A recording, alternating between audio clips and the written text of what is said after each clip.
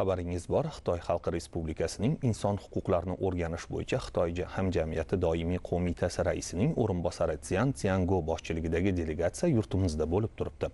Tashrif doirasida Xitoy Xalq Respublikasi raisi Si Szinpinning o'zbek tilida nashr etilgan Inson huquqlarini hurmat qilish va kafolatlash to'g'risida nomli kitobi taqdimoti o'tkazildi. Hozir shu haqda.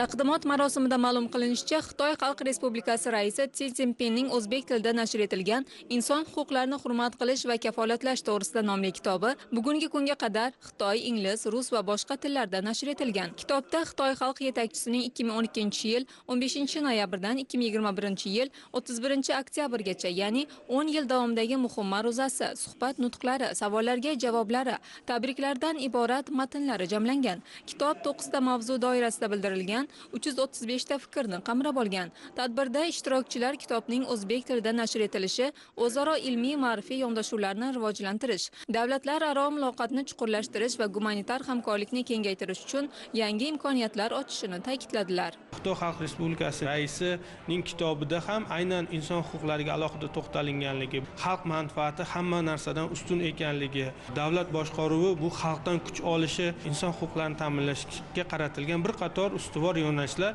taqdimoti o'tkazilayotgan kitobda mana alohida o'rin olganligini ko'rishimiz mumkin. E'tibor qaratadigan bo'lsak, aynan O'zbekistonda olib borilayotgan islohotlarning tub zamirida ham mazkur masalalarga alohida e'tibor berilgan, chunki davlatimiz rahbarini olib borayotgan siyosatlarida aynan inson qadri, xalq manfaati, hujjatlar bor. Undan tashqari jamiyat islohotlar tashabbuskori degan tamoyillari davlatimiz rahbarini aynan mana shu kitobda ham belgilangan ustuvorliklarga to'g'ri kelishini ham o'zi bu ikki davlat o'rtasidagi o'sha siyosatda uyg'unligini, ikki davlat o'rtasidagi mana shu siyosatda ma'lum bir darajada albatta o'xshashlik borligini ham ko'rsatadi. Tadbir davomida inson huquqlari kafolatlariga bag'ishlangan ilmiy amaliy seminar ham tashkil etildi.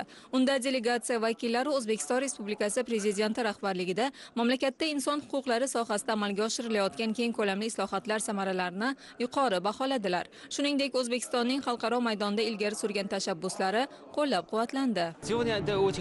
Bugun juda muhim kun. Boisi seminar milliy va xalqaro majburiyatlarni hisobga olgan holda inson huquqlarini ta'minlash hamda himoya qilishning zamonaviy yondashuvlarini muhokama qilish uchun qulay huquqiy ma'rifiy maydonga aylandi.